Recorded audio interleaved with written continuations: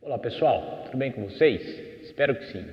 Hoje eu vou falar para vocês sobre as leis abolicionistas no Segundo Reinado, assunto de grande e valiosa importância para você. Então olha só, as leis abolicionistas são clássicas, normalmente vocês conhecem. A Lei do Ventre Livre, de 1871, a Lei dos Sexagenários, de 1885 e a Lei Áurea, de 1888. Vamos falar rapidinho de cada uma delas. A Lei do Ventre Livre, 1871, dava liberdade aos filhos de escravas nascidos a partir dessa data, nascidos a partir de 1871, ok? A grande questão é que a mãe teria que continuar cuidando dessa criança, porque é um bebê, não dá para dar liberdade para um bebê, e consequentemente a mãe teria que pagar uma indenização para o proprietário caso fosse de fato liberar o seu filho aos 8 anos de idade. Então, aos 8 anos de idade, o filho de fato ganharia liberdade, né? Seria livre. Porém, desde que a mãe pagasse uma indenização para compensar esse período aí em que supostamente a criança foi sustentada pelo proprietário.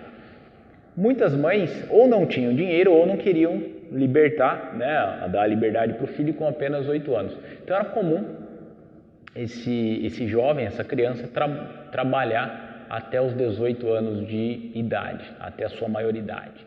E aí sim ganharia a liberdade sem a necessidade de indenização, uma vez que ele trabalhou todo esse período, aí, aproximadamente 10 anos, para o proprietário. Ok?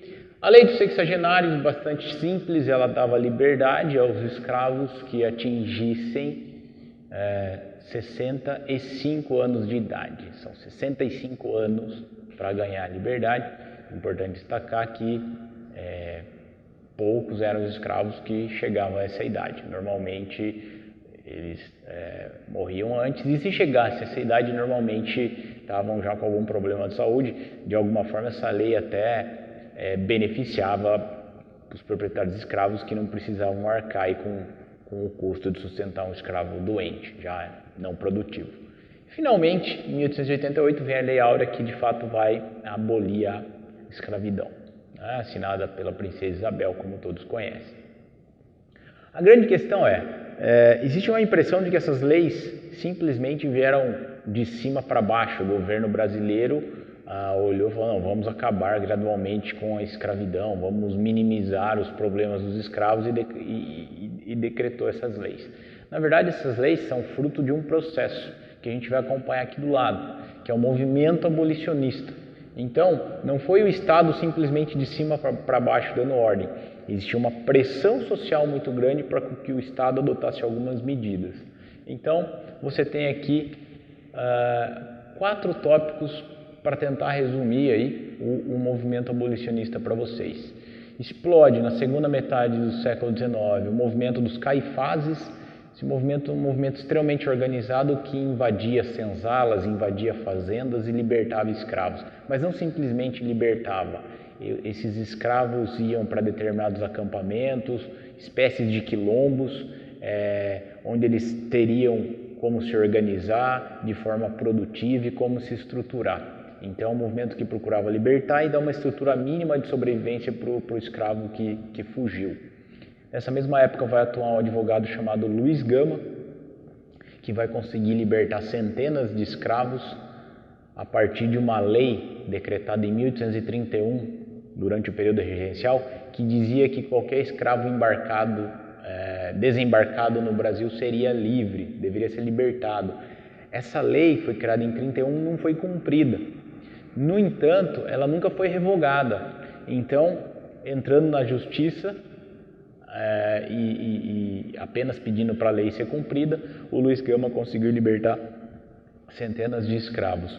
Um outro sujeito fundamental nesse período é o José do Patrocínio, dono de um jornal, e ele divulgava a atuação do Luiz Gama, mostrando, né, a questão de leis que não estavam sendo obedecidas no Brasil, ele divulgava em seu jornal a situação da escravidão no Brasil, ele divulgava o fato de que o Brasil era o único país ainda a manter o regime escravocrata na América, enfim, todo o atraso proporcionado pela escravidão.